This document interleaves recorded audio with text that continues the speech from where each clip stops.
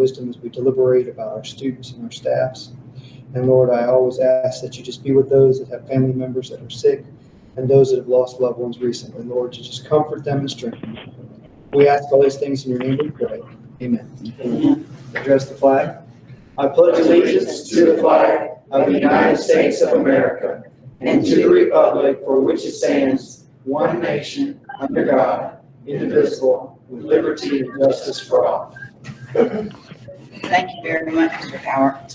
Did everyone, do I hear a motion to approve our agenda? So moved. Second. I have a motion and a second. Is there any discussion? All those in favor? Aye. Any opposed? Motion passes for our agenda. At this time, thank you, everyone, for being here today, and we're glad we're all here. Are there any public comments? Mr. Edison, do you have any? And welcome Angela. Angela is back, yeah, so we're glad to have a nice regular board meeting and all school board members and everyone out there, so it's great. Thank you very, very much. At this time, I'll go to item D, and I'll turn it over to Kim Lake, please. Good morning. Good morning. All right, it's that time of year again. So we're going to start with a budget workshop. It's a little different than what we've done the last few years. We don't have a signed budget for next year yet. So I'm going to go through where we are now and where we think we may end this year in anticipation for next year. Right, so we've already set our trim dates. I think they were approved a couple board meetings ago, but today's the budget workshop. July 21st will be the budget review or proposed budget by statute. We have to have that to you by the 24th of July. That's where you'll approve the trim ads, and that's where we'll do the unveiling of the 2021 budget. Hopefully. August 3rd is where we'll adopt the tentative budget and millage, and September 10th is when we will adopt the final millage. Okay, so I gave you all a little packet. The first 2 pages are what we'll go through rather quickly, so stop me if you have any questions. So what we're comparing here is our second calculation of 1920, and this is what we built our 1920 budget on. And we're comparing it with the fourth calculation, and that's what we're actually receiving. So this is where we'll end up for 1920. So a couple things of interest happened throughout the year. So first, we did have a very, very small increase in both unweighted and weighted FTE, which translated into a small increase in funding, $144,000. But before we get too excited, we'll go on down and you'll see that we got hit with a proration. So the state of Florida has to balance their budget. They have a fixed budget. So as these surveys come in and they recalculate the FTE, some schools go up, some schools go down. And in an effort to keep their budget balanced, sometimes they'll put this proration in there. So their budget estimate was off. So we all got hit with proration. So they took $86,000 back from us. Transportation, based on an FTE audit, we took a much closer look at transportation this year, and we corrected some things, but that took a little over $200,000 hit to transportation. McKay scholarships, we budgeted for that, and actually the McKay scholarships came in less than what we had budgeted. So we paid out about, well, we didn't pay it out, but our funding was reduced by over $455,000 from McKay. What we didn't know was what family empowerment was going to cost us. So as you see, family empowerment came along, and it's a little over $250,000. So combining those two, that's what we're losing to the district for students going elsewhere. Kim, I don't remember what the family scholarship is. What is that? That's a scholarship that was approved in the previous year's legislative session that basically allows students that qualify for free or reduced lunch to receive a scholarship. Oh, okay. It doesn't have the IEP. It's very similar to McKay, but without the. Hope's included with that? No. Sorry. Is Hope's not included with that? No. Hope comes off, doesn't come through our FEFP. Hope comes off the top, but a different grant, I believe, that the state has. Thank you. So we were concerned about family empowerment because of that. It's less restrictive than McKay. Right now, family empowerment is capped. So hopefully that will stay pretty stable, but not necessarily. They can raise that cap.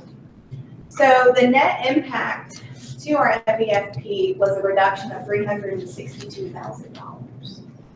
So again, we built our budget, $362,000, with thinking we would receive $362,000 more dollars in state money. So the other thing of interest to me, when you start to look, so you all know we have these categoricals. Categoricals go up and down. If you notice, when we break down the amount per unweighted FTE and the amount per weighted FTE for categoricals, we actually showed an increase, a dollar increase per weighted FTE of $39 from categoricals. Categoricals are great, but categoricals are restricted funding. You notice the amount of weighted FTE for district operation, which is what goes to feed our salary lines and those unrestricted, more flexible funds, we lost $125 per weighted FTE. I think that's a pretty big amount. Does anybody have any questions? All right. So looking at our revenue collections for the year and trying to estimate where we're going to fall between what we budgeted, which is the first number, what we've collected to date is the second number. The third number is an estimate of where we'll end. So it looks like we will collect 98% of what we projected to collect. Some of that is an increase in local dollars. You know, we'll get back taxes and those things that are kind of hard to estimate from year to year. So some of that helps. The local dollars will help with that loss in the state dollars. What do we normally run on that percentage? Yeah. That's a pretty good. Is that, That's a pretty good percentage. And there's so many variables, it's incredibly hard. What will be easier for me to answer your question, and I can do that when we do the 21st, is look at it by revenue classification. We collect almost 100% of state.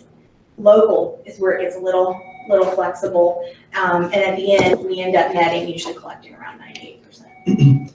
but yet, and I always go back to this, right off the top, we have to give 100% cut to every charter, you know, McKay, all of that stuff. So we don't get the luxury of saying we didn't collect 100%. We automatically have to forward those 100% of those dollars, even though we don't collect 100%. Correct.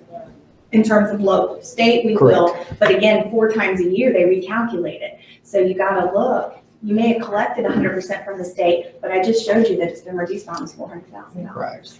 So. About 900,000, right? We lost 2% of our projected Yes, income. but that would include more than state dollars. Some of that's grants. So to keep also in perspective, the general fund does have grant funding built into it. It's not a lot, but some of that is also grants that maybe had been put in the budget. We found out mid-year we're not going to, or after we started the year, we weren't going to get those grants. So again, those numbers can be a little misleading, and I'll break them down into revenue categories when we talk about the new budget. So this is our expenditure comparison by object. So this is what we budgeted, where we think we're going to land. We still have a couple more payroll and accounts payable to pay out. And then I'm comparing it to 18-19 fiscal year to date activity, partly so I can show you what has happened to our spending the last quarter of this year, which is good after I told you that we just lost $400,000 from state funding. So what this is saying to you in the far right is it's comparing 19-20 to 18-19. So it's not comparing it to the budget. It's comparing activity to estimated actual. So we will have spent close to $540,000 more this year in salaries. Part of that is due to the generous raise that the board had approved earlier this year. Of course, with that, you'll see an increase in employee benefits. Purchase services increased in part. Some of that is due to COVID and some of that is due to positions that Dr. Hall has a hard time filling, so we have to reach out and use contracted services like speech and language behavioral therapists and those types of things. Energy, decreased. Material and supplies, decreased. Capital outlay, decreased, and we'll get into that in a minute. And then other expenditures, it's pretty consistent. So it looks like compared to full activity for 18-19 to where we think we'll land with 19-20, we netted about $144,000 increase in spending. So this graph just gives you an idea. The blue line is telling you what percentage of the budget that type of expenditure is, and then the yellow line is just telling you how much we've expended of that set budget. So salaries is our largest budget line, and when all's said and done, we will have spent about 99% of that. Employee benefits is 19% of our budget, and we will have spent about 95% of that budget line. Purchase services is 11% of our budget, but we're actually going to spend over what was budgeted. I'll correct that in a budget amendment, but I wanted you to see that. 104%. And again, that is because we have to go out and contract for some of the services at our schools because we can't find personnel for those positions. Energy services is 3% of our budget, but we're only going to spend about 84% of that budget line this year. Material and supplies is 5% of our budget, but we're only going to spend about 43% of that budget. Capital outlay is 2% of our budget, and we'll spend about 84% of it. And then other expenditures is 3% of our budget, and we'll spend about 70%.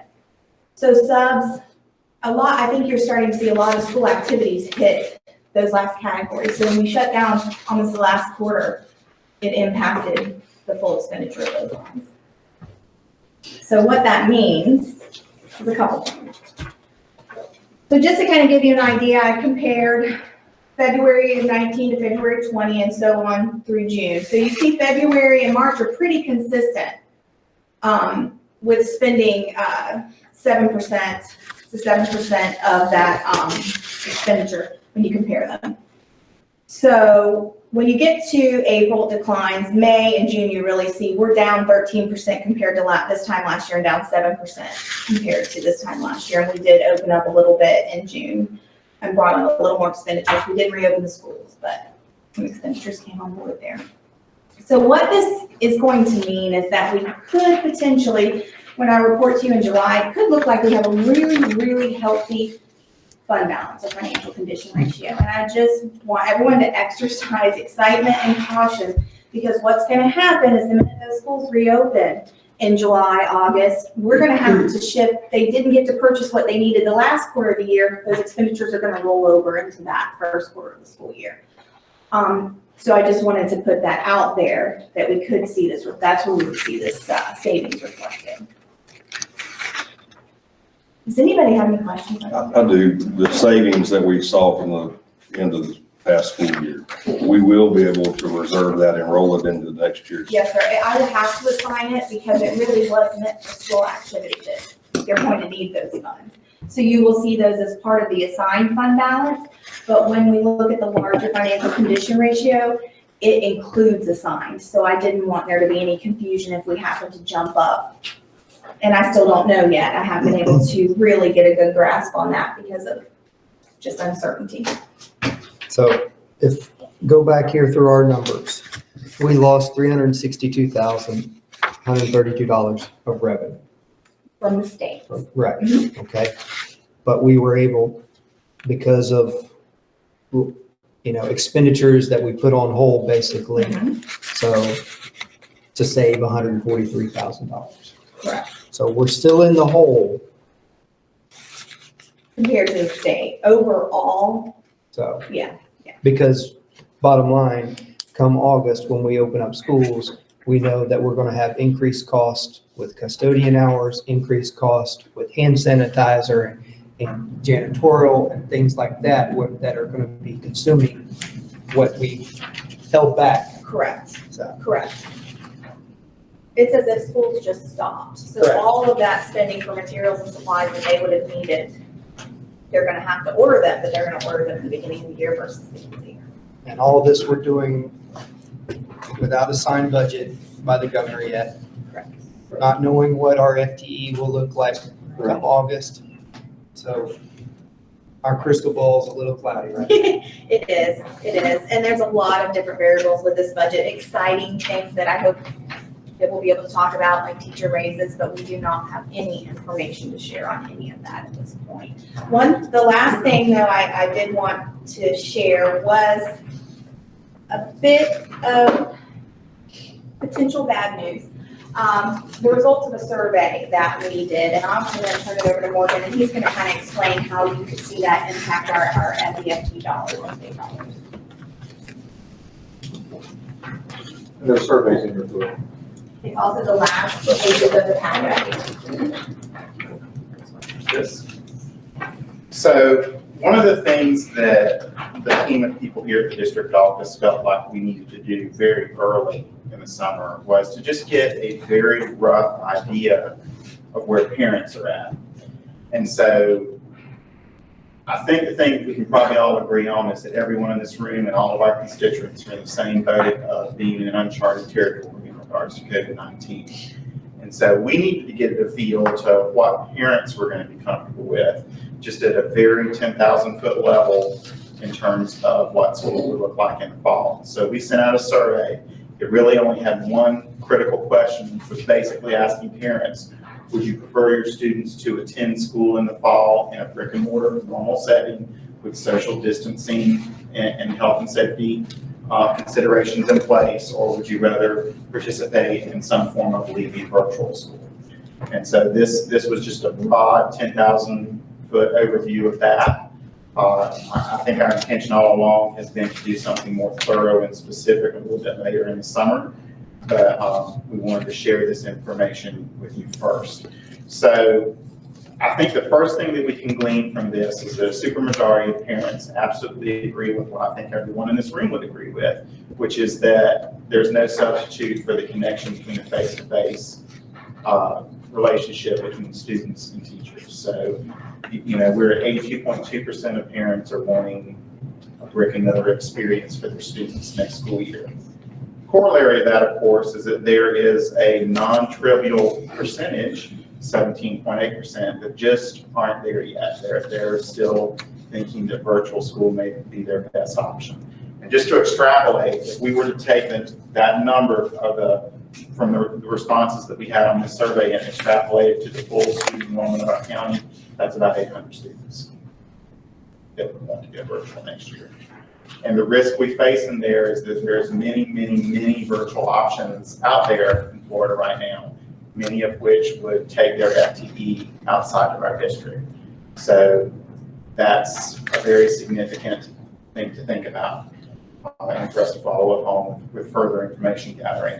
I will say a couple things about the survey in general.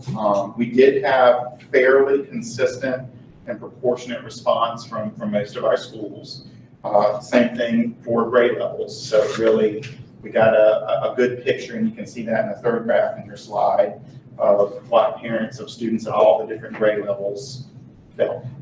Morgan, on the second question, I mean, what schools you attend, but I don't see where Williston Middle High School was in that survey. Some were cut off in the screenshot. That's a good question. Okay. The 22.2, that's Williston Middle High School. If you look in the one that. The smaller red slice. She has it handwritten first. The smaller red slides at about 5 o'clock, that's actually All right, thank you. And so, you know, some of our schools are larger than others, and so that's why some of those slices are different proportions. Morgan, can I interrupt you for 1 second? Miss Lake, when we look at this 800 students, and where did we end up in February or last? Still 5? We've been holding fairly steady in terms of FTE for the whole year. Okay. A little over 5,000. So would it be beneficial for us to look at developing a budget, 2 budgets? One that shows maybe a 20% reduction, a worst case scenario to kind of take a look at for us to say, if these 800 students truly, and let's say they do not want to choose leaving virtual, that we. Well, I think what you're going to see, I mean, I'll let Well, I was just gonna say, my answer is not gonna be a popular one, but you were talking about reducing your staff size. Plain, simple, I done, understand up that. to the almost 3.6 million. So we could do that, but then we'd have to guess what schools would be the most impacted and look at those salary lines. I think that's a larger discussion outside of just a budget that would take, of course, the superintendent's input, because it is a very, yeah. Yes, One of the but we things could. that we're going to try to do, and we're waiting for, as you know, we've had an uptick in certain areas in the county, so we're waiting for the uptick, the downtick. And so what we're going to, one of the things is also, if you look at it, this is a relatively small sample size. So we've been in constant conversation, we meet weekly with the union and talk about different things. We shared this and we've talked with them about that. But we want to do a follow-up survey to try to get a better sense, to get a bigger picture, a clearer picture of what this means. This survey was taken when everything was pretty raw. Okay, and I think things have calmed down substantially as far as fear, but there's still fear out there. But one of the things we want to do is get a better sample, and then also because there's different virtual models. Okay, so we may have to take and shift, because what we call, there's full-time virtual where they go to FTE goes with them. But there's also what we like to call blending. Right. Okay, or we're doing this, and the kid comes to school some way, shape, or form. It might be once a week, once every other week. So get some sort of shift. So we may have teachers that shift from this model to that model. And so right now the question is, but you're absolutely right. That's a huge fear. Okay, because it's kind of like playing golf with no lights. That you don't know which way you're going. Right. Because we have nothing to look at right now. And so we're hoping to get some clarity. And from that, I guess it will give us some better direction as to what we can predict and anticipate.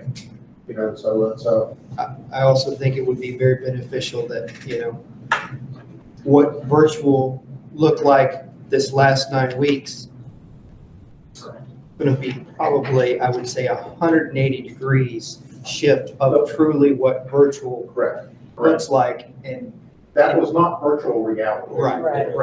Okay. And I think that's the thing that out of, 800 students, I can speak for the 3 of mine. So I would not be in favor of them being totally virtual, because especially if you've got mama and daddy that are working, or just mama or just grandmama, and they're trying to go to work and then come home and chase after a 13 or 14-year-old to make sure what assignments you've done. So maybe having that conversation, some type of news webinar or community meeting or something like that to be able to broadcast, to say, hey, this is exactly what you want, and here's what it's going to look like. Are you willing to participate in this and understand?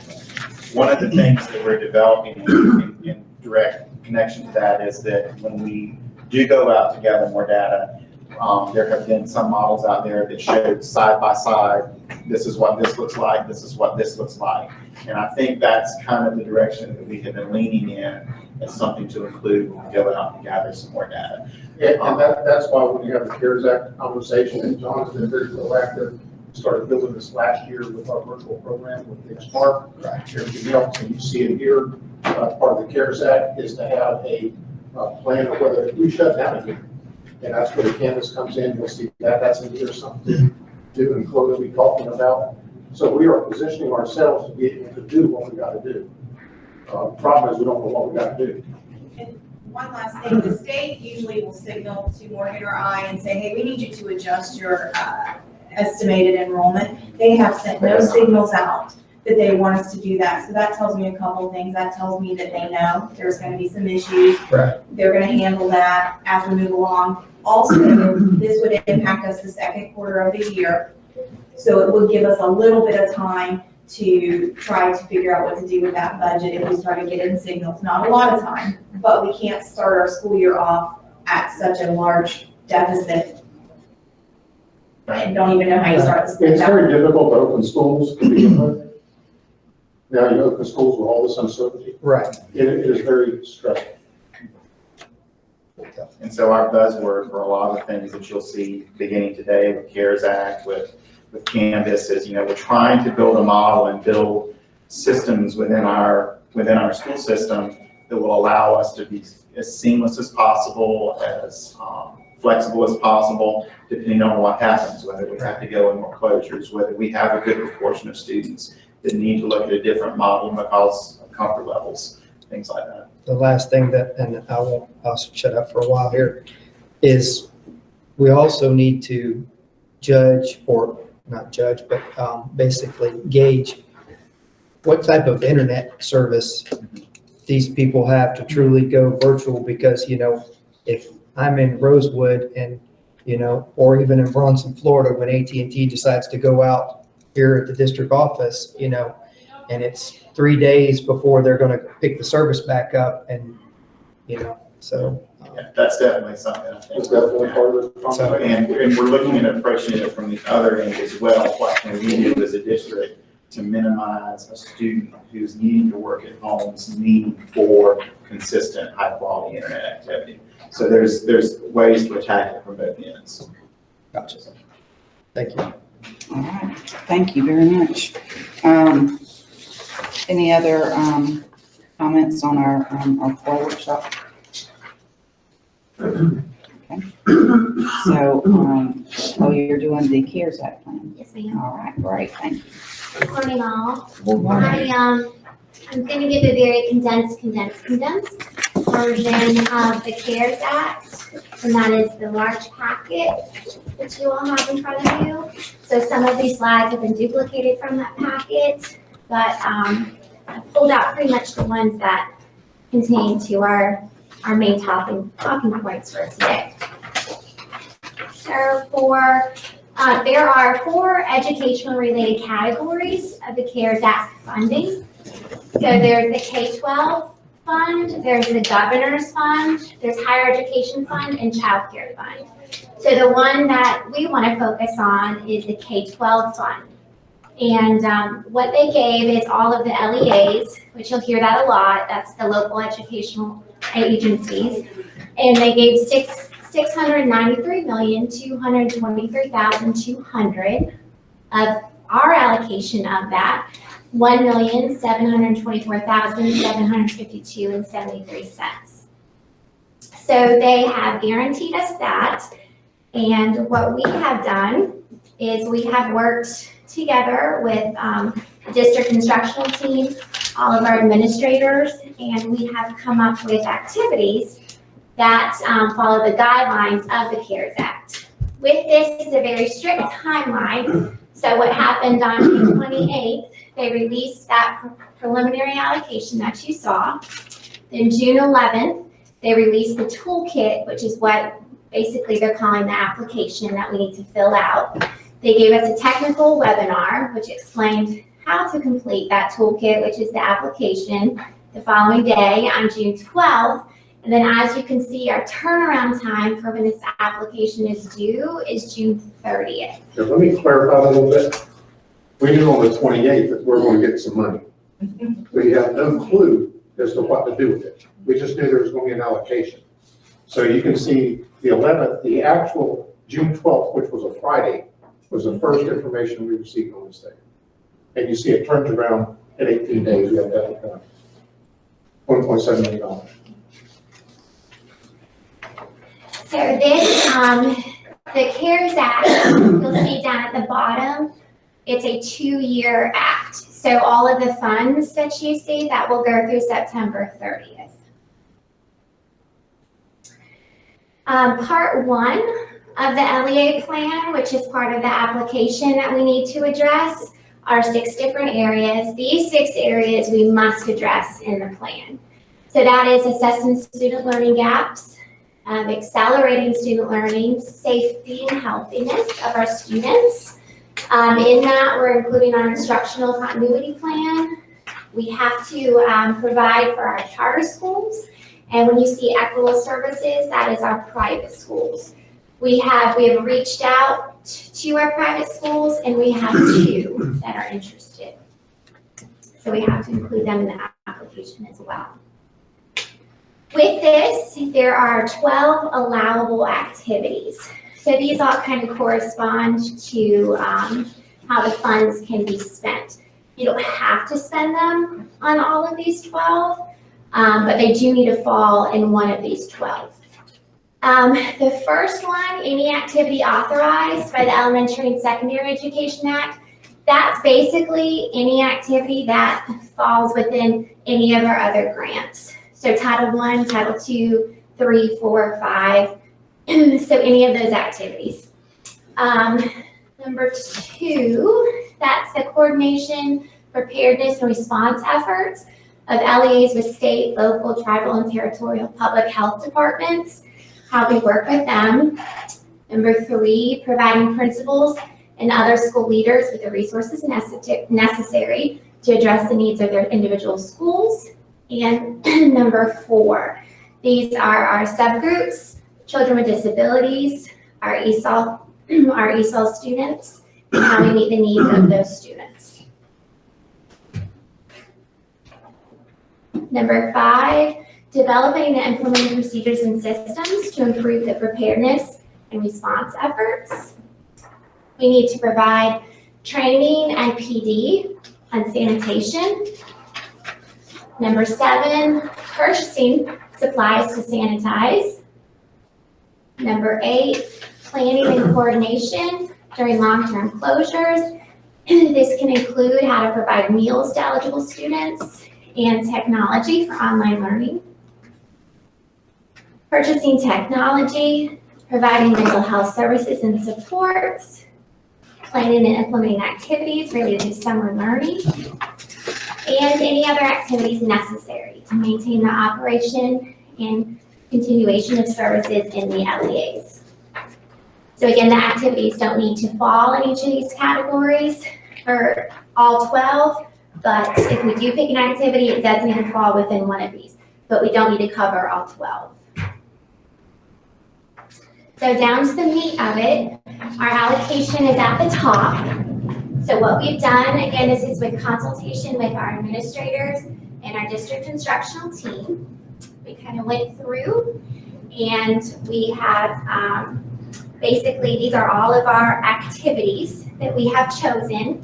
Again, I'll go through each one of these. And I'm going to do that to clarify because even though this is a 2-year grant, a lot of these we can only sustain for 1 year. So with our Canvas, it's quite a big chunk, but this is a 2-year contract, and basically it's for an online learning management platform, which allows schools to build a digital learning environment. So should we have to close down again, this would be the platform that we use. This contract includes 3 PD days, and that's for all teachers. That's to bring them back and pay for their planning as well. Included with the 3D planning days, included in that are 4 additional professional development days for them, which are Zoom sessions, so they can log in anytime to support the program. We also are going to provide stipends for a core group of teachers, and that core group is going to assist with building curriculum maps, which they can upload into the system.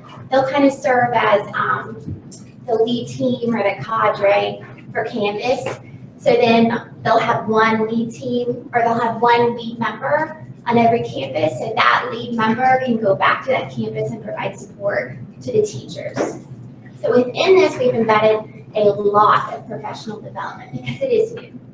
Chloe, real quick, so these PD days would happen before school start. I mean, are we going to require like all teachers to have this backup Canvas plan just in case? We have, so this is 3 additional days, yes, ma'am. Okay, Before.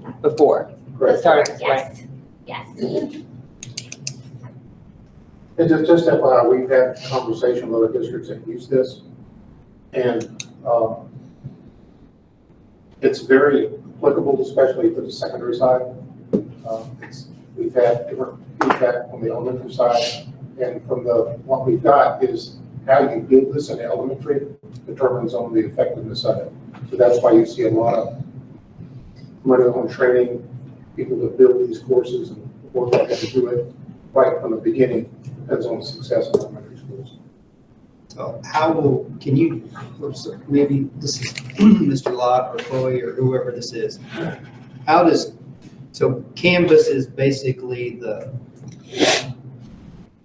background software, and then we're still using Edgenuity. So Canvas, Edgenuity, Skyward, what's the relationship between those three entities and how they talk and how they work? Well, Morgan's actually had more discussions with Canvas than I have, but the idea is that this is a platform delivering.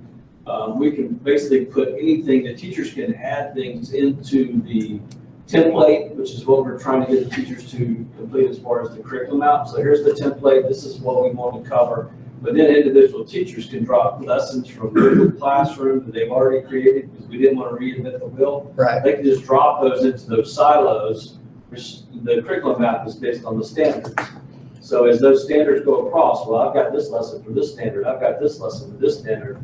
You know, or in the case of Edgenuity, we know that, you know, those things will drop into the buckets very nicely. This lesson or this course still on Edgenuity would fit right into that. But Morgan may have more to add than I. Only that I would say that it also coordinates with Skyward Teacher Gradebook. So when they have a gradebook in Canvas, it will automatically populate into their gradebook. So there's not going to be any double entry.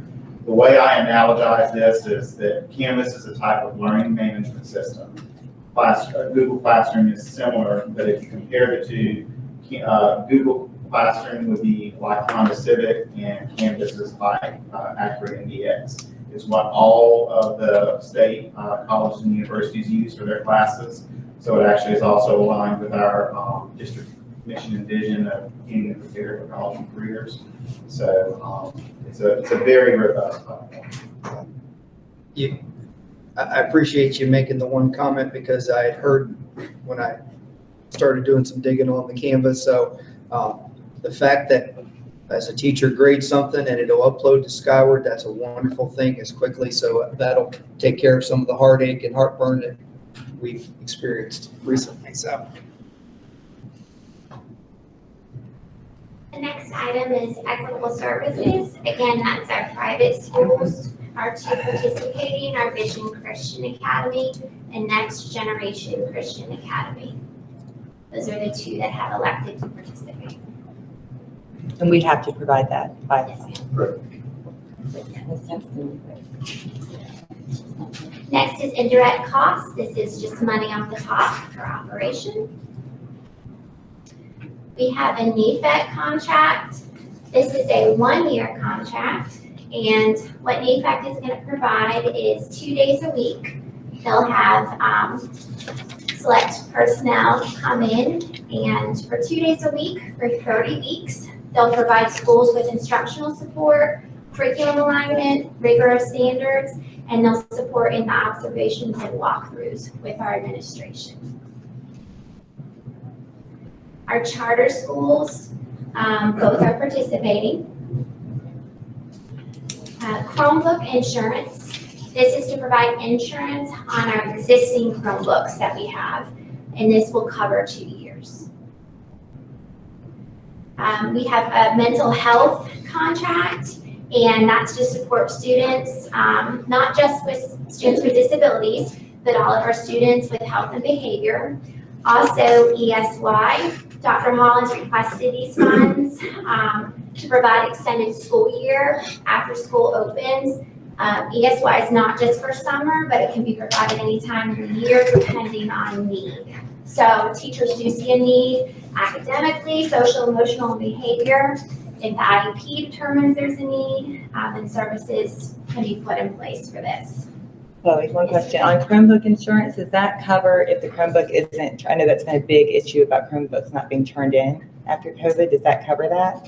It covers damage. But not Loss would be something that we have to read the contract and see, and kind of explore what the circumstance is. But we're looking at that because if you think about the number of new Chromebooks that we've gotten in the district in the last year, we more than doubled, and you'll see later in this, in the line items, we may be looking even more.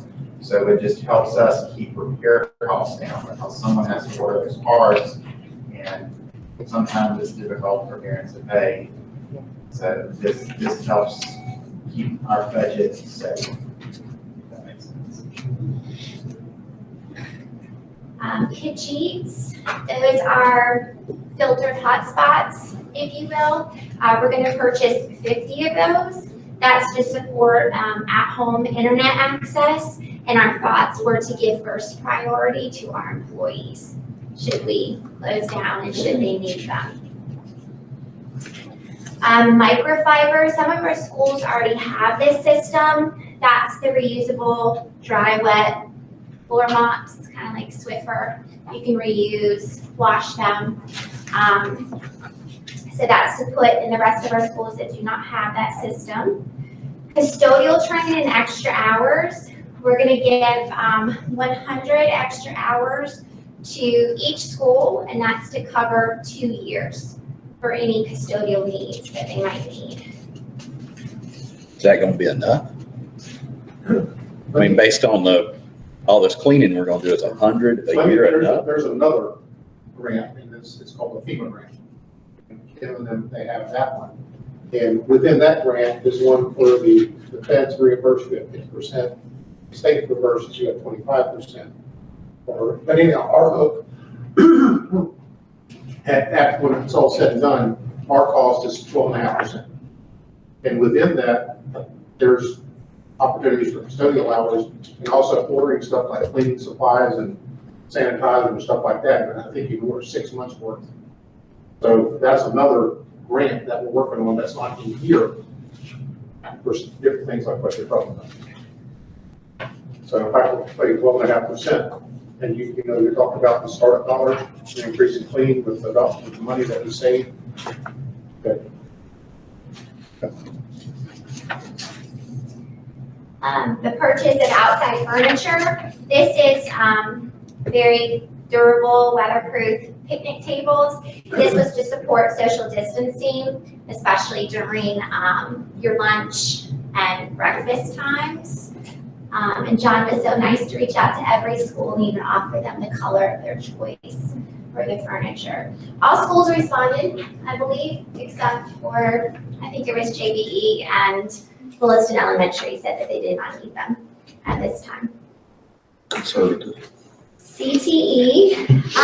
So with CARES Act, there is a smaller CARES CTE grant allocation. So what we've done is we're going to support 25% of the CTE CARES Act grant. So with that 25%, we're going to support an engraving printer for business class, keyboard covers, and then for all labs, all business and IT labs. And basically those covers, you can wipe them off, spray on them, sanitize nicely, and then separation screens for all business labs. The last two are personnel. We have literacy coach, and we have, and again, this is, even though this is a 2-year grant, this literacy coach is for 1 year. And we also have intervention teacher and paraprofessional. That is for each school. So each school receive an intervention teacher and a paraprofessional. That as well is a 1-year contract.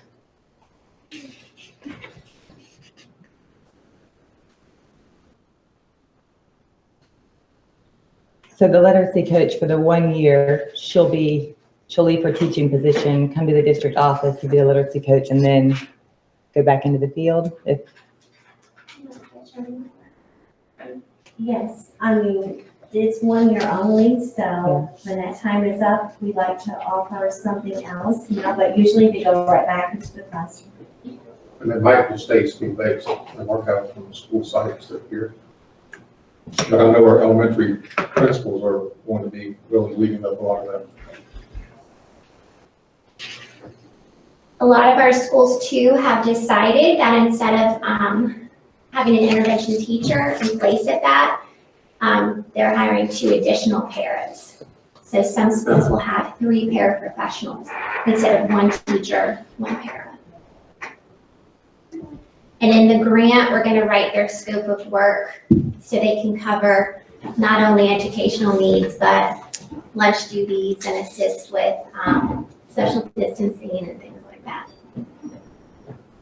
One of the things about federal grants, we learned real quick as a principal, because principals have to do your Title I budgets. And the first year that you screw up, you figure this out. And in your federal grants, there are line items for everything. And you can make amendments from line item to line item. Okay. For example, I mean, you might, if you're estimating cost here, but you don't know what the cost is going to be. So you can take one line item and move to another line item. But what you cannot do is create another line item. So you have to have line items, you have to have budgets and for those line items, but within them, you can move money around. But you can't go back and say, well, I'd like to be able to do this, and if it doesn't exist, you're not going to be able to do it. Can you speak to a little bit of what does an intervention teacher do? I think that's I was gonna say, you're required to provide tier 2 and tier 3 services, and we use progress monitoring data to determine where that's at. With the students in tier 3, they're supposed to have one-on-one, or maybe at most 3 students to 1 teacher provide intervention. So it depends on where they're at. Tier 2 is a time when they get more practice with the actual skill that they're learning in class. It's aligned to the standard. Tier 3, you're breaking down skills. So you might be going back and working specifically on phonics, or you may be working specifically on fluency or in math. I don't know if you're in math, but same concept. But so it takes another person to be able to take one child or 2 or 3 children to sit down and work with them specifically at tier 3 on what their learning gap is. So that's what they do. They provide that. And that was the mission of the governor. He wanted these funds to go towards closing that achievement gap.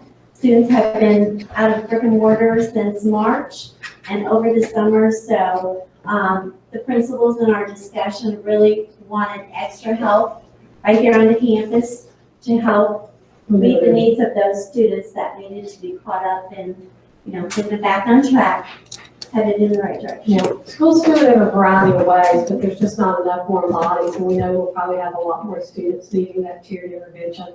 But reading coaches usually do that. They push you in or pull out. Sometimes an ESE teacher does that. But a teacher themselves with a class of X amount of students, it's really hard for them to pull one student aside over here. And it really needs to be a certified teacher. And at tier 3, they must be a reading endorsed teacher.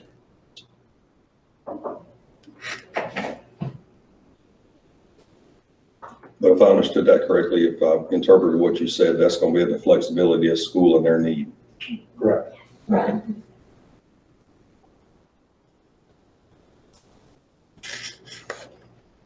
Any other questions?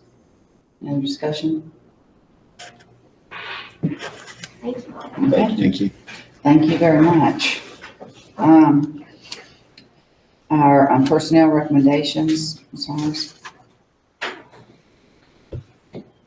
You're gonna tap to. Yes. Ms. Hunt kind of took care of that for us.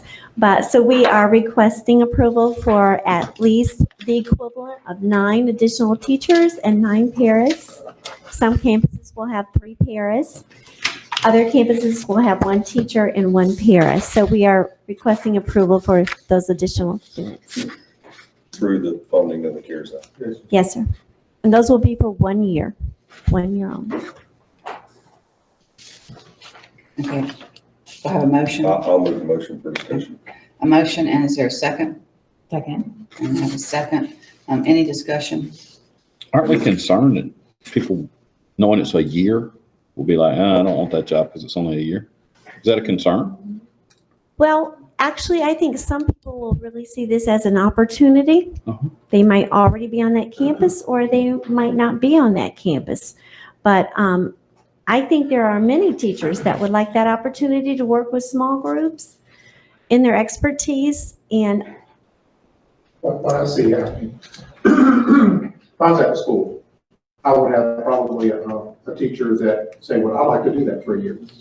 A veteran teacher, and they would do that, and then you might hire another teacher, say for second grade or whatever the grade is. Now, there's always movement to something like that, then that teacher would come back to their position.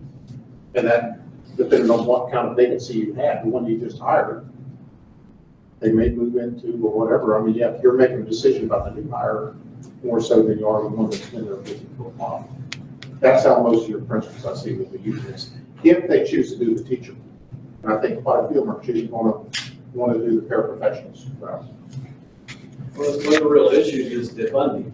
We would love for it to be 2 years. We love all those positions to be 2 years, but you see all of those other things that are on that list. There just wasn't enough money to make it 2 years. If we made that 2 years, we could eliminate half your list there. And all of those are needs. So it's just a matter of, a lot of times, it always comes back to money. I just want to make sure that the idea behind it all, we were having a discussion 3 or 4 months ago with, especially the elementary level, the loss of learning that we had when we did. And this is, sometimes we do things to lose focus, but the focus of this is to kind of push hard to get caught back up with what we lost in the last part of last school year. Okay. I just want, yes, sir. And it's not about the position, it's about. It isn't. I just want to make sure. We're Accelerating that learning. I was speaking with a mother over the weekend, and that was her concern. Her child was on the borderline.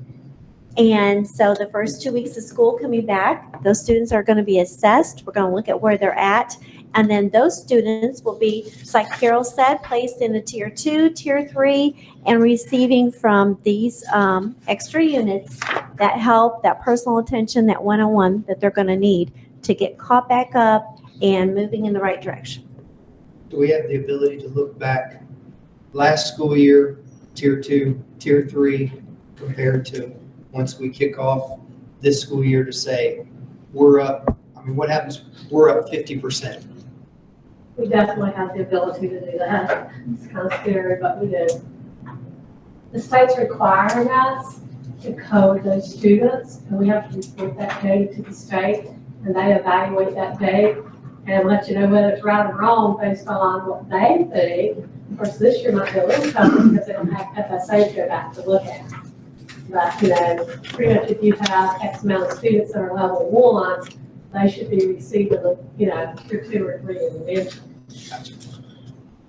And the last question I had was, it's always hard when we learn to live with more to go back to live with less. So there's definitely a sunset on these positions after 1 year.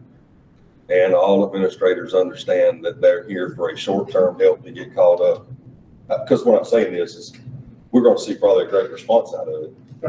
And then their discussion, I don't care if it ends, if we can absorb it or however, but a year from now, for us to assess and go, that's exactly what we needed to do, and we need to but we need to have the discussion where it doesn't just end up being another position within the county that rolls forward. So we had a very lengthy discussion on that very thing right there. Okay. Sir. Just so everybody knows. And that's why we keep repeating 1 year. As we're doing this presentation, these are 1 year. And there might be within, as the reevaluate your budget, there's obviously not going to be $700,000 left next year, okay? But there might be something in the budget that we can move around and address a need somewhere else the following year. But right now, we don't know what that is. From my standpoint, from schools, I probably hear more about not enough paras than from principals of anything. So I just know we're handling a little and then we're going to take back. I just want us to make sure we're looking ahead to know that the answer 2 years from now was you took our paras. Totally understand that. FYI. Yes. Totally. Right. And I just Totally want to update too on, on the hiring and how we're progressing later in board meetings and, with that, and so that we are filling those positions too.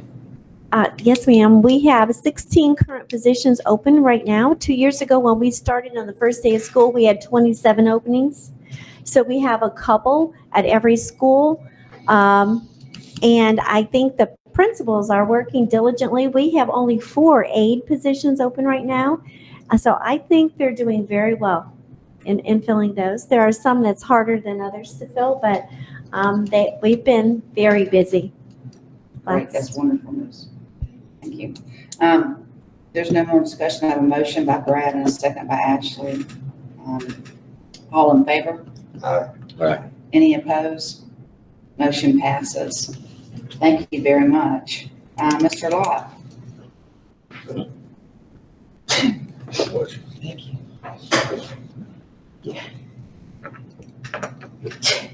Bless you. Good morning. Good morning. Yeah, some places they rush.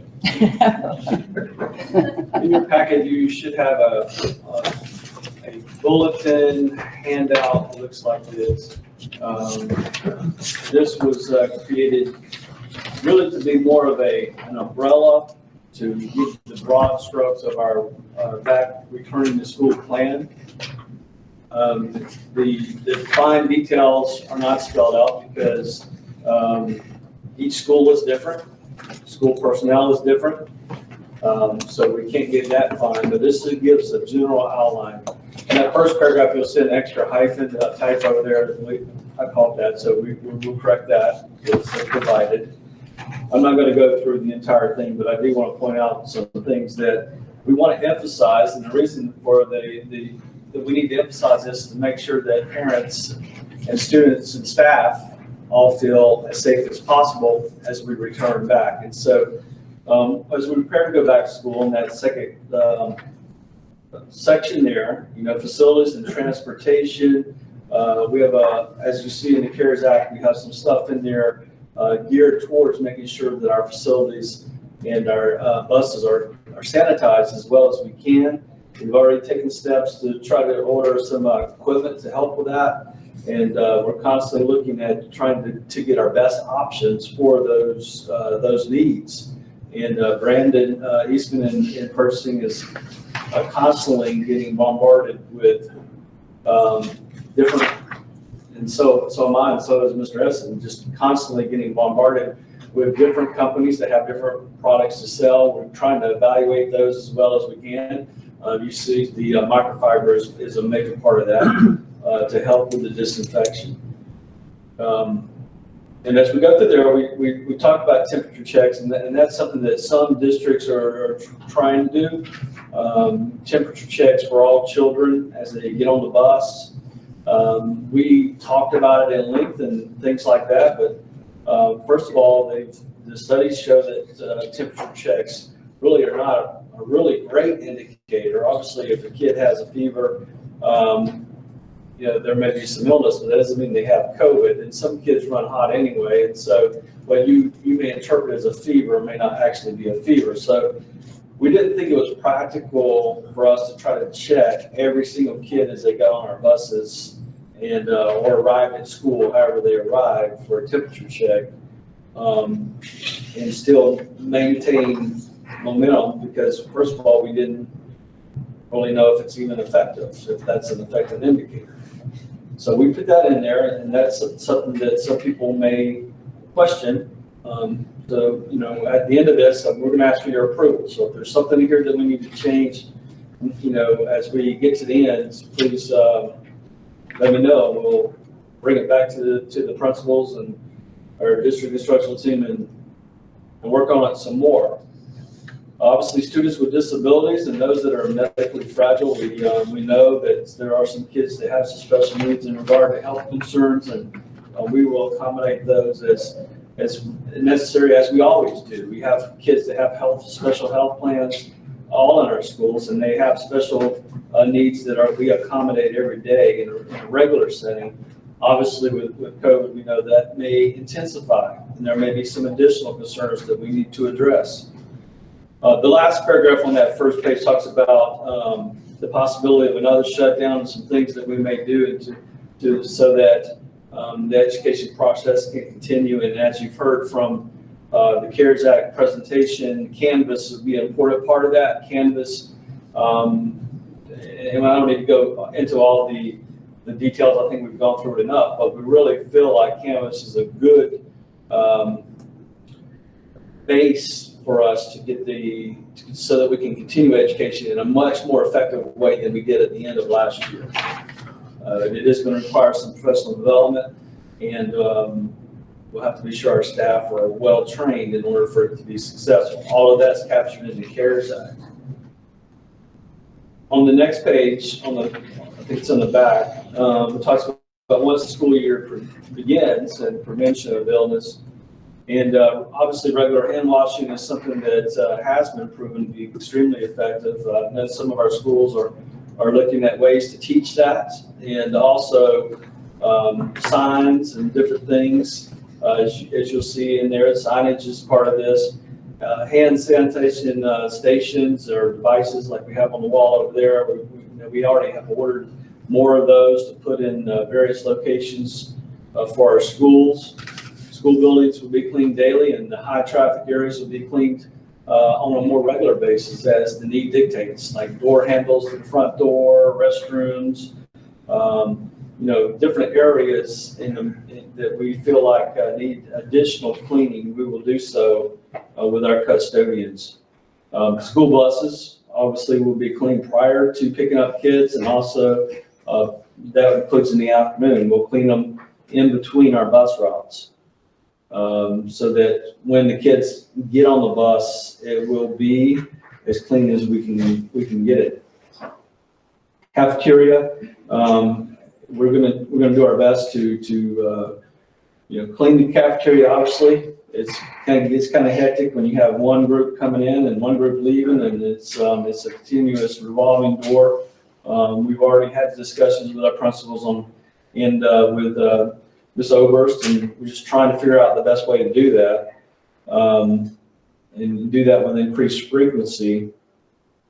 And then also, as you saw in the CARES Act, we have outside furniture. We're going to try to alleviate some of the crowded cafeterias as much as possible by having some additional seating outside. So those discussions have already taken place with principals, how that might look at each school. And social distancing, we'll be trying to encourage social distancing as much as we can. Again, each facility, each school is different. Some schools have a greater ability to do this than others. As their facilities allow, we will try to use every bit of available space to social distance as much as possible. And then the last part there is once school begins, prevention and response. Obviously, the local health department is an important part of this. We've worked with them from the start on recommendations and trying to make sure that things that we do will fall in line with their guidelines and their procedures, and make sure that we can do our very best to prevent further exposure or transmission of COVID within what is within our control. And if someone does test positive, obviously they have procedures in place in regard to doctor's notes, and this will include employees too, and procedures. This way we work in that area to make sure that people who come back to work or students who come back to work are going to be safe and not infect other people. Mask is going to be another one that may, in some cases, raise some questions from people on the outside as far as masks are not required in this plan. Faculty and students may wear masks if they choose to do so, and but we would then require them in this plan. Mask, there's been some data that say mask in some cases, because you're constantly putting your hand around your face, may not be as effective as priorly thought. So I don't know. I think mask certainly could help, but we didn't require it. And then the last thing, schools will develop additional safety procedures and based on their facilities and their staff. Obviously, we have some things in here in regard to staff to try to help alleviate things, supervising kids, trying to maintain social distancing, and those things. So, questions in regard to this? Mr. Lott, do you want to talk about our scheduled board workshop? Yes, we do have as these individual schools some of them have already created their plans. But we did, want to get everybody together on, I think it's July 6th. I think I sent you an invite tentatively just to try to get on the calendar. I do have some principals that already have conflicts and things, so we're just trying to get something on the calendar to basically discuss the more detailed plans at each individual school, again, because they do vary. And my suggestion to you, or recommendation to you, is to get with your individual schools as they're working on these plans, so you know what's going on with your schools. And then on July 6th, you'll know what's going on with all the schools. And if we need to, the following board meeting, which is July 14th, you can bring those plans to you. So Sorry. for this, all we need to know is these are broad strokes, right? General umbrella plan. Is this, okay, acceptable or not, or what kind of questions did you have? My question is if our county decides to make I don't think so, but I know like Orange County is doing a mandatory mask. Do we have in that slush fund, like to buy masks and that? We do have some masks. We didn't, obviously, if we required the mask, then we would have to buy. And, that would, we have some available, so if a kid needs one, we could provide them, but for every kid every day, they leave them at home, it would be, first of all, it may become a thing where we couldn't get them eventually, but second of all, obviously, it'd be pretty costly. Within the care sector, so respect in the one that I talked about, the one. I know there's opportunity to buy stuff that, cost us 12.5%, and also within the care sector, there's opportunity to buy something. But certainly, Where does it end? Yeah. all of this is, again, it's an umbrella, but, this could change in a day. As conditions change, Next very week, well have to change. next week we could have a storm that turned an umbrella upside down. Yeah. I do have a couple questions. My first one is if we go anywhere right now, you see water fountains are taped off, marked off, simply because it's virtually impossible for me to go get a drink of water, somebody clean it, you get a drink of water. Would it be wise to look into funding to switch to those water fountains that you fill a cup We did talk about that the other day. instead of the old? Yes, we discussed that. You're talking about the water filling station? The filling station, yeah. Yeah. I mean, it may be, I look at it this way, yeah, that thing may cost money, but if that prevents somebody from being sick, that's good money spent. Yes, no, I agree. That would, my other question, and I'm going to go ahead and preface this. This is not meant to be bullying or knocking anybody in their efforts, but is there going to be training for cleaning? I don't know about any other school board members, but I get lots of calls, especially when we're going back to school. I got a lot of calls going, hey, we're going to clean these things. Well, I sure hope that somebody teaches them how to clean because they hadn't been cleaning very good before. So, and I'm a parent, going to send my kid, I want to know that joker's clean. So, and it's not just run an old wet rag over something. Mr. Todman can answer that. We have reached out to our cleaning supply companies, manufacturer reps. That's part of the custodial training that was discussed earlier. They'll come down, do trainings, for proper cleaning procedure, proper application of different supplies. That all being said, it goes back to the person. And somebody has to hold that person accountable. And it's like cleaning the floor or you just running the broom over. There's a difference. Right. So, there's going to have to be. And I guess that's my thing is They will be properly trained. Is there going to be somebody at school going, I mean, the custodial job is important. It's always been important, but now more than ever, it's extremely important. Is there going to be somebody there going, hey, you need to wipe that one more time? That's why you saw in right here. Yes, sir. Microfiber. Yes, sir. And we can sit here in this room and say, you see where that's at and this, is it actually going to happen? Yeah. And we I have, mean, I've been at schools and gone, Dang, nobody put a rag on that windowsill because there's an inch of dirt. This whole, thing we're going through is there's gonna be more emphasis on that at the school level. I would assume. The administrators are gonna have to see that a little more. We have custodians right now that are trained in that, doing an excellent job. They're the ones we provide the training. I'm hopeful. And others that are a little more difficult. Yes. I'm hopeful. And I like the idea of the refillable water fountains. Don't know what those cost. I like this. They also have the, Breezy, you're gonna hate me for this one, but the door stops that you use your foot to open and close bathrooms, and just a little metal piece. You guys seen that? It's almost like this virus is so contagious that. The open and close? Yeah, you just put your foot, there's a little metal piece, and you put your foot in and open it.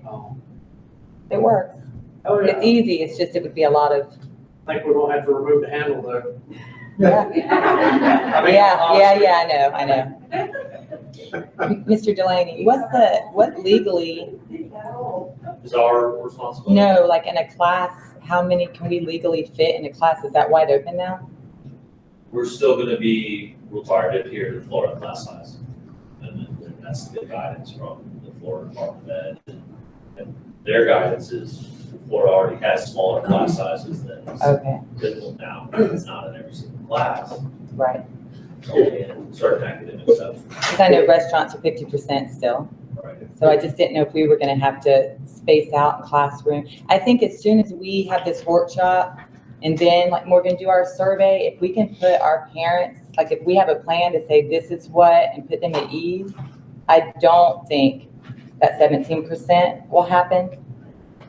I think parents are just waiting on us to say this is what, we're gonna be normal, we're gonna, mask. As soon as we get that information out, I think we'll have a more realistic view. People will feel better about it. I know I would too, but. Right, that's why we were wanting to go ahead and get this to you, because I agree with you. And we also have plans, we've already, like Morgan, said, we want to say, listen, this is our overall plan. The schools then going to give them their individual plans, after the workshop. But then we're going to say, these are some options for you. Here's your hybrid, your blended learning option. Here is your classic brick and mortar, face-to-face, live version. And then lastly, here would be your totally virtual option that we would probably run through my district. So once we, have the safety part down, I think then we started talking about the educational part of it and what are the options for parents, and hopefully, if they don't feel totally safe, they would go with the hybrid, and we will explain the advantages to the hybrid system. Obviously, it's a lot easier for us to transition once conditions change, hopefully for the better, back into a brick and mortar if they're in our hybrid system and not for a virtual school or some other system that we really don't have any control over. Virtual school is very confusing. The options are out there, even for the people that know they're doing it. So for your parents, the options are even more confusing. There is a coordinated effort out there with mentors and that are really searching for our students. And just like Corcoran's Mountain, virtual option is only successful with a very small percentage of kids. So. I had one question. We had the district learning grant that we partnered with CF about. Have we looked into the ability to, obviously, once again, it goes back to internet connectivity, but if somebody was, especially if somebody is medically fragile, like for the ability for them to participate if they have good internet, to basically simulcast. So, we'll just use, Chris Wilson teaching a history class, and we've got a medically fragile student in the Chiefland area, so that they can set up their Chromebook and be a part of that class and do something like that. So is that anything that we're discussing? We have already, we've discussed that. In our last principal meeting, our secondary principals were together and talking about how they could share teachers, trying to coordinate schedules. Because, You know, Williston, their schedule's a little bit different. The others pretty much match up really well. We've looked in that, you know, what are our requirements in regard to coding, and how many minutes do they have to match up in order for us to still get full funding. We've looked at all those various things, but certainly, yes, you can access these distance learning classes. That maybe, you know, we have to do some things with the student Chromebook to make it totally interactive, but they certainly can sit, you know, at home and just like we do with a Zoom and interact with the class. So, yeah, I appreciate those kind of things are definitely, hospital homebound was one of the reasons we had wanted to create it in the first place. Madam Chairman, I move to return the school bulletin as printed and recommend that it be posted ASAP. Second. I have a motion and a second. Is there any other discussion? I do have a little bit of a question on one thing, on the temperature.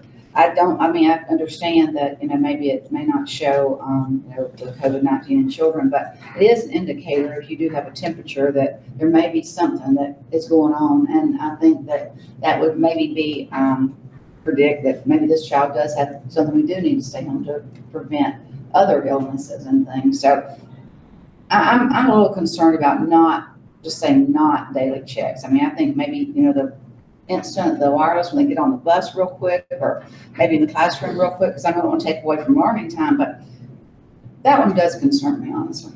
Well, we do have something over to the left, and it basically, if what we already have is, if you have a temperature, for a student has a temperature, they've already been asked, regardless of COVID, not to bring the child to school. That's right. So that's already in there. That's right. What we find is that many times a child is still sent to school after taking a couple of Tylenol or aspirin or some other medication, and they would not have a temperature first thing in the morning anyway, even though they may be sick. Right. But then at 10 o'clock that morning, they show up sick and go to the clinic. That's the common practice. We did talk about checking every kid's temperature, you know, when they got on the bus, but then we ran all kind of other things. What if they do have a temperature? What do we do with them? We leave them on the side of the road? That's not an option. No, I understand. We'd have to put them on the bus. Mom and dad's already at work in Gainesville. So we'd have to put them on the bus and transport them on the bus with the other kids anyway. We might be able to isolate them more than normal. Then when they got there, get to the clinic and then call mom and dad. And we talked about some different things in regard to this that might, but the other concern was if the amount of time it would take to you know, check every kid as they got on the bus or as they walked through the front door or got off the bus at the school even. That it would delay the entire day, even getting them to school. And everything, you know, at the school's not made for, a school has schedules, you know, for a reason. I mean, you know, you have a certain time you go to first period, or you have a certain time you go to lunch or breakfast or whatever. And it would just be so hard to have a consistent schedule if you're checking kids, because one day you may have 5 that had a temperature, next day none, and you see what I'm saying? I mean, but yes, we did talk about that, and maybe something that we need as school starts. You know, as I said, this thing is subject to change as conditions change, and if we do see that, wow, this thing is bigger and more of an issue than we thought, that we may have to change our plan. Okay. Thank you. I do have a motion and a second. All in favor? Aye. Any opposed? Motion passes. Thank you very much. You'll go ahead and continue with our policies.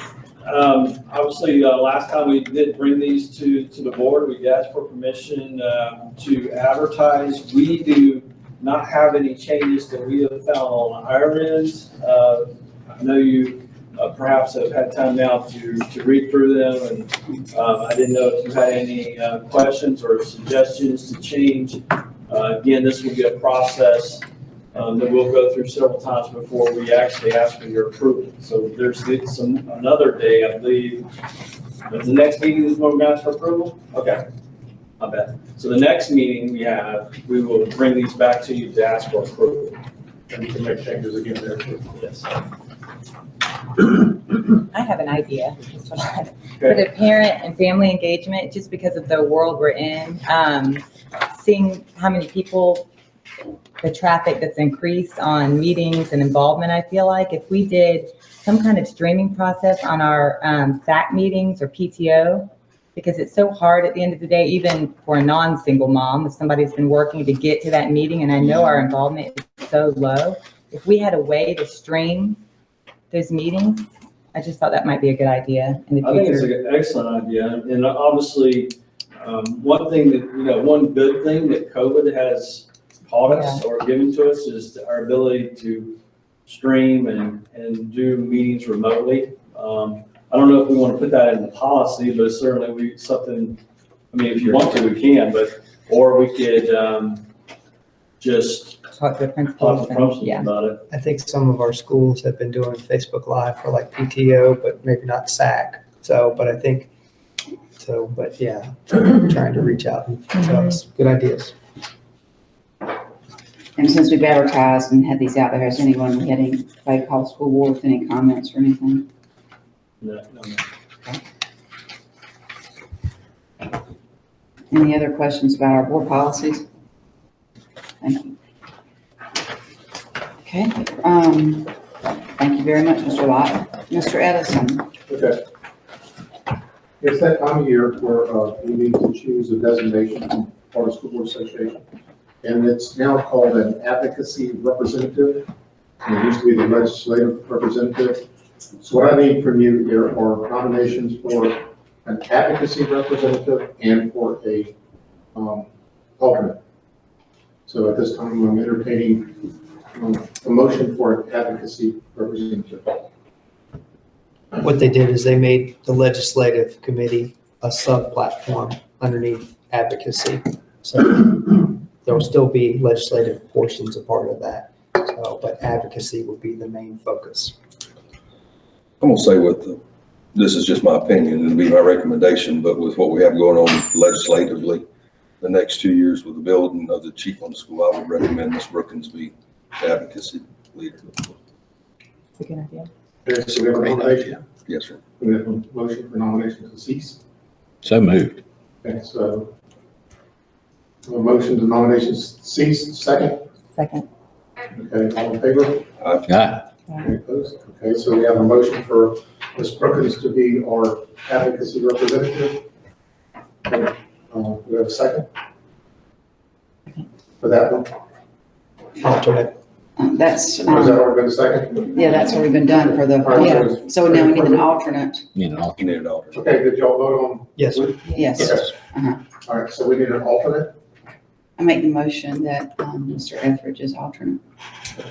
I move nomination cease. Thank you so much for your confidence. Second? Okay, so all in favor? Okay. I need Joel to fill this out for me. Make sure the front. Okay. Okay, and Mr. Etheridge is in the back.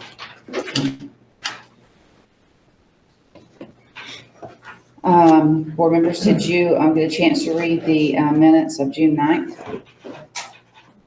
Yes. Are Are there there any any corrections? corrections or anything? Okay. Move approval as presented. Second.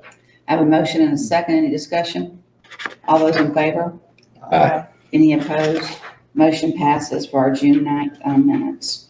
Our consent agenda. Are there any changes? Okay. I'll start with Mr. Etheridge. You gotta go first.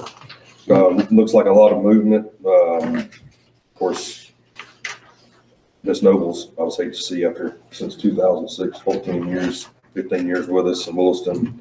And then Ms. Rivers, she's not here today, the Exton Drop Program. Okay, I hear you. And then number 17, Melissa Lewis, Joyce Bullock Elementary Principal, transferring to District Director Accountability. I'll tell the district congratulations in Bronson, because she'll be a great addition here, and we'll surely miss her in Williston. But congratulations to her and the district for what'll be a great add to the team at the district level, I think. She comes from a very good place with a very good background. Add a Williston team member to the team here in Bronson. And then number 25, I want to make sure I get this right. We hired a new principal in Bronson, correct? Correct. I just wanted to say kudos, looks like a great addition to the community in Bronson, from what I know and have heard. That's it, Ms. Brooks. All right, thank you very much. Yeah, same. There's so much movement. I hate to even say pull things out because I don't want to leave anybody out, but there's a lot to be excited about in the next year, the year coming up also. So yeah, the district's getting a good one with Ms. Lewis. They certainly are. Williston gets to share with the county now. But we'll take her back if she.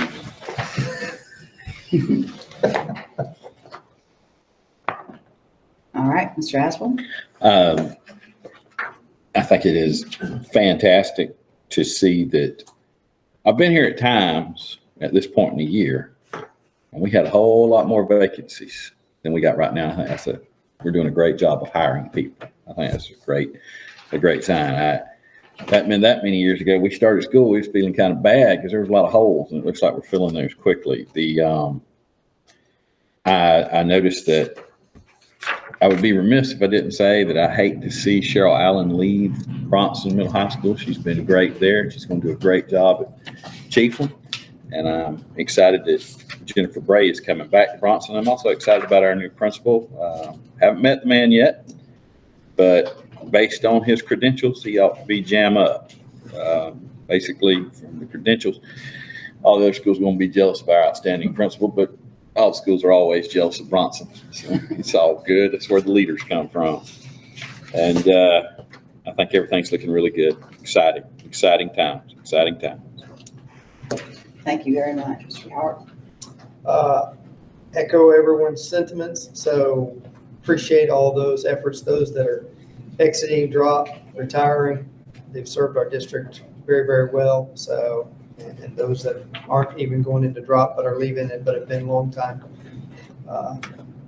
members of our teaching community and family. So appreciate their efforts. So wish Ms. Lewis the best of luck. So here at the district office, and she leaves big shoes to fill there at Joyce Bullock, but I feel like we'll find the right person to put in place there. And other than that,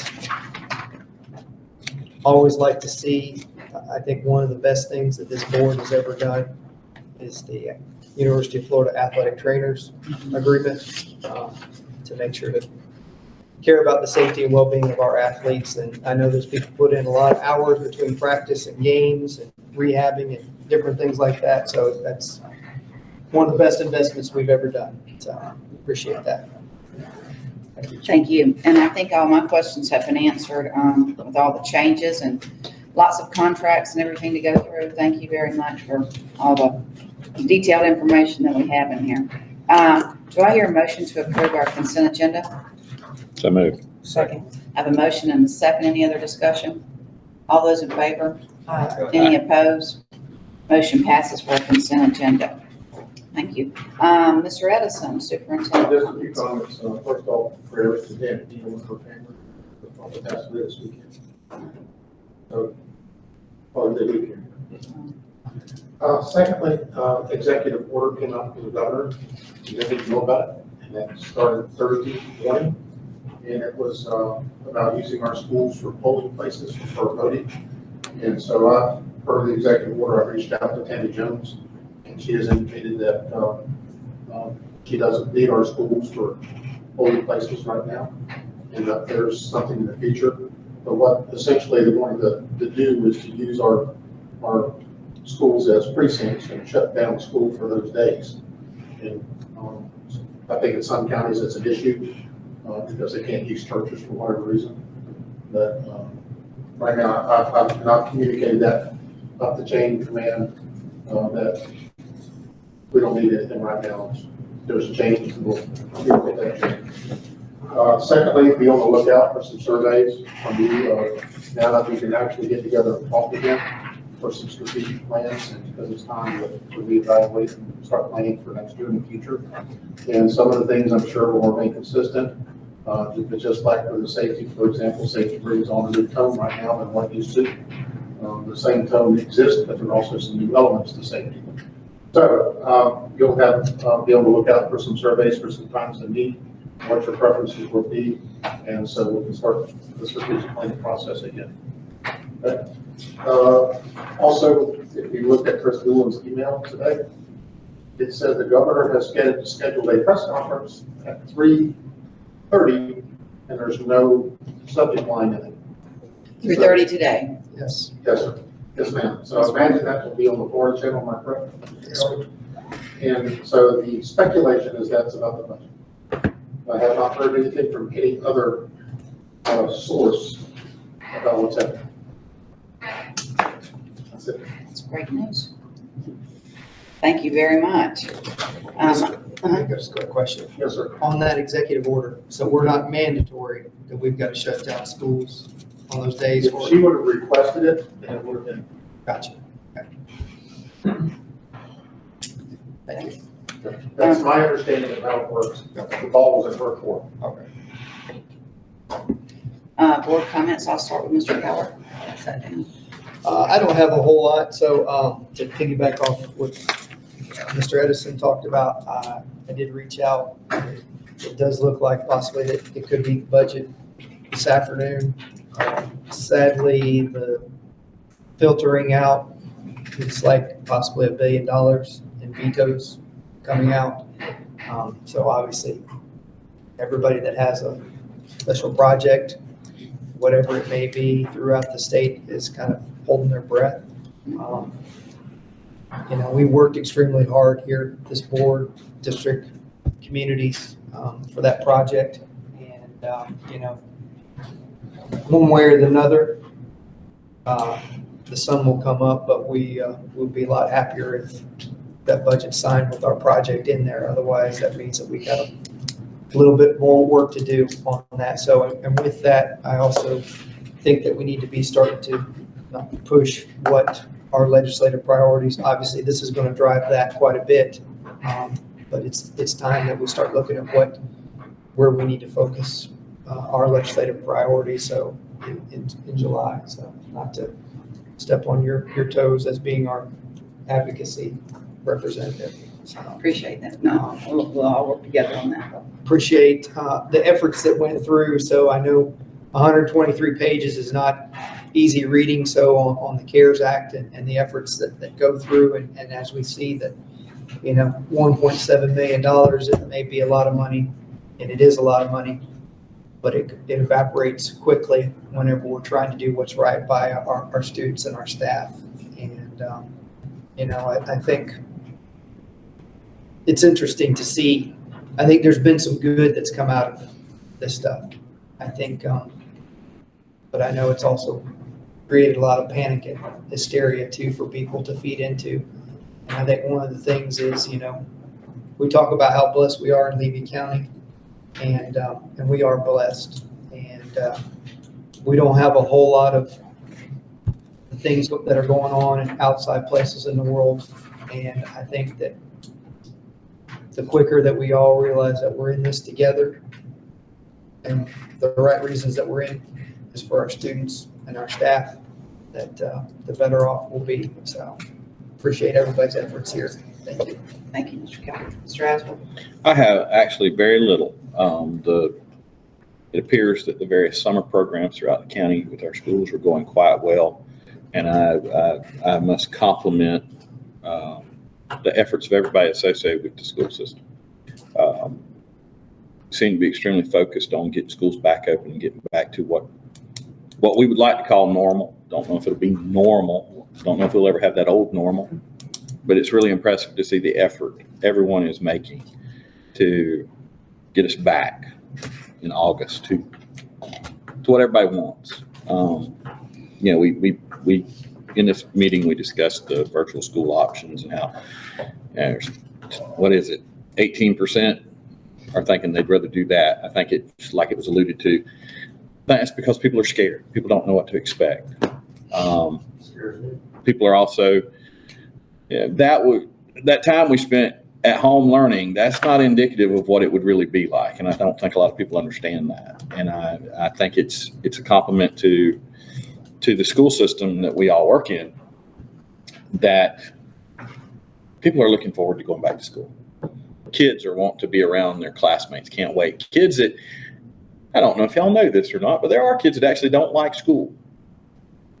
Those kids are even going, I can't wait to go back to school, see my friends, see so-and-so teacher.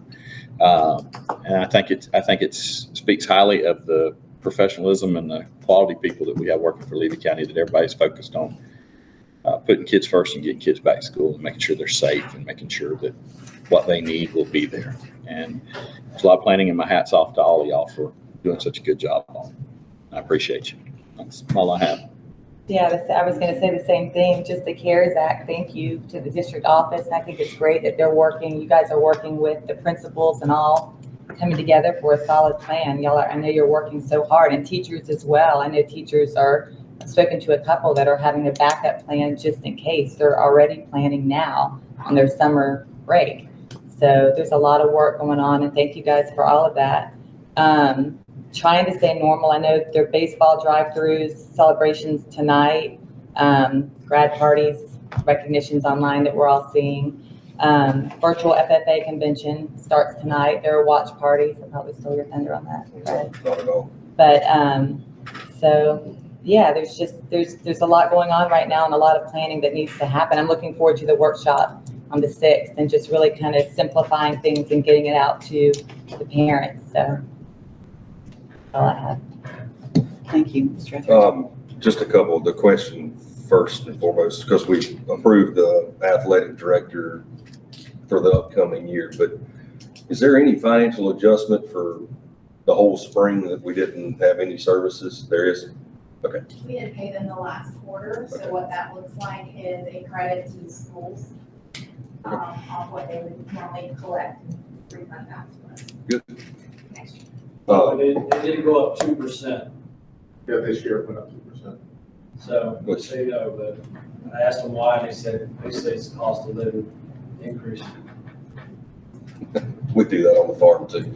Yeah.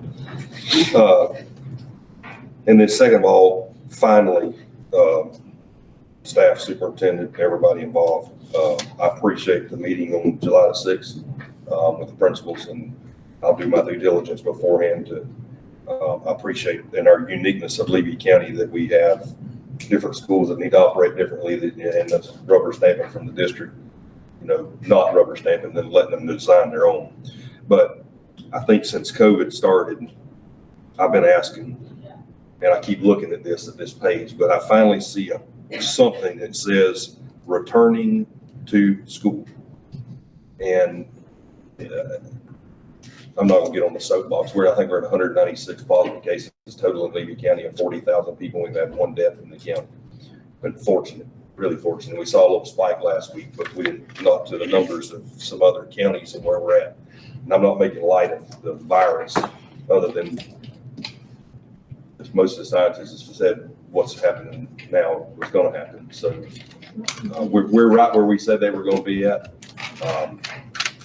And I'm pretty sure we'll look forward to what they tell you. When we open schools up, we're going to see a low one again. So it's become expected, but the world scientists said we're not going to get through the virus through a vaccine. We'll do it, but the only way we're going to do it is go back to work and to go back to school, and the people be exposed and build the immunity over the top of it. So all that said, I appreciate Levy County coming up with a blueprints and then following that up to the school level, so that when the governor asks for it, the way that he's asked for everything else, we have a plan in place so we can get our kids back in school in normalcy. Because every kid I got around the farm that I've worked all summer long, you ask them the question, you all ready to go back to school? They go, yes, sir. All of them, even the ones that don't like school, are ready to go back. So. Thank you very much. And that's exactly what I was going to say is that's all I hear. Comments is we can't wait to get back to school. excited school's getting back, excited, for football and sports and practice and just to really get back and everything that they're doing. So I think it's wonderful. And I'm, just like everyone said, I'm looking forward to that workshop that we're going to have on the 6th and getting together with the schools, because I'm concerned about our procedures and our timeline too, and the schedule, because that is very, very important for learning and for the kids to get back to normal. So that is important. I think that's all I have. If there's not any other comments, I hope everyone has a great, happy 4th of July. I'm sorry that we can't be in the Williston Parade together this year, but I hope that everyone has a great 4th, and we'll see you on July 6th. Meeting adjourned.